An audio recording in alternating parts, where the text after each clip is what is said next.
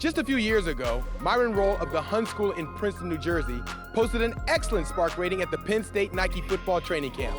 He was a highly touted high school defensive back, and he lived up to those lofty expectations as a player at Florida State. What few knew at the time was that Myron had his eye on a bigger prize. Here's more on how he achieved it. If you have education and knowledge, that's power. No one can take that from you. You know, you could sports, you could blow out a knee, you could pull a muscle, something could happen. But most likely you always have your mind and your head and you could think. And I always believe if you have a solid education, opportunities will be there for you. I'm a very curious person, and I've always wanted to seek intellectual curiosity and really expand my knowledge at all parts of my life. And when I got to college, a lot of people said that you can't take pre-med classes and be an All-American football player. Well, I was curious to see if I could do that. He was at a different level. I mean, he was truly a great athlete and a great football player, and his work ethic, was tremendous. He was a kid who led by example in that he would outwork everybody. Because of that, a lot of the younger kids on the team would think that this is just the way it's supposed to be done. He's just very special, but the nice thing is that he rubbed off on other kids. If you have a good athlete, that athlete, they could think, because trust me, yes, there's a lot of muscle memory goes on, but yet still it trains your mind. And I think if you take and apply yourself to your academics in that same fashion, you will be successful in the classroom. There's so many key and fundamental values you can learn from football that can really help you be not only a successful person, but also a successful student. And fortunately, I've been able to translate that and link, my work ethic and the values and traits I learned from the field into the classroom to have success in both areas.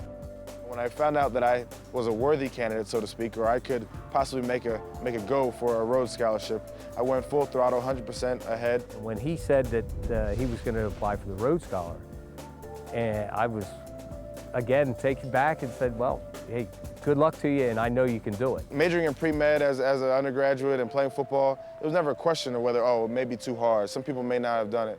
I believe if you set these goals high, and your kids continue to try to achieve them, even if they don't, they're still way ahead of the game. Well, initially when I heard that the Rhodes Scholarship final interview was going to be on November 22nd, I said, there's no way I can miss a game. I'm the starter. Guys look up to me. And I said, now, hey, you got a tough decision to make now. I mean, that Rhodes Scholarship, that is not something you walk away from. But as time got closer and I started to realized that this Rhodes Scholarship was incredibly instrumental to my growth as a person and a difference maker in this world, I realized that, hey, this Rhodes Scholarship, I have to go to this interview. I really do. And I think my teammates will understand that my priority as a student comes before my commitment as a football player. Myron said, Daddy, hey, you preaching to the choir. So at that point, he had already made up his mind. He wanted to pursue that because he said, he worked too hard for that, and it was something that's a once-in-a-lifetime opportunity. But then we heard that the game was moved to 8 o'clock at night, and my interview was 12:50 Central Time in Birmingham, Alabama. So we tried to figure out the logistics of how we can get from Birmingham to College Park, Maryland, and play in the game in time. Fortunately, it worked out. I won the scholarship, got up to the game, we won the game. Just a remarkable day all around, and my family was there in College Park, Maryland to enjoy it with me. That really made it that more rewarding, that more fulfilling. He can always go to play football. Yes, it might affect him and where he's drafted, but that sacrifice is minimal compared to the gains he's going to make being a Rhodes Scholar. Going to Oxford for a year and then coming back to the NFL, there was never a question because, well, it's unprecedented. You can do it. To see him get to that point, it was, I couldn't be prouder. Go. Myron was the type that said, okay, I've met my goal for today. Let me see if I can help other people meet their goals for today. I really see him being a person who changes people's lives for the positive. He's so influential, and he's just such a great leader that he has that ability on people.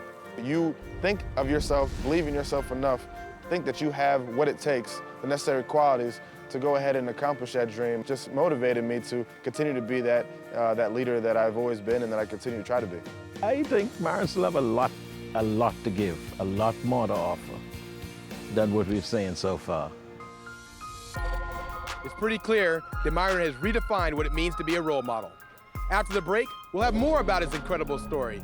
Myron Rolle will join me next, so don't go away.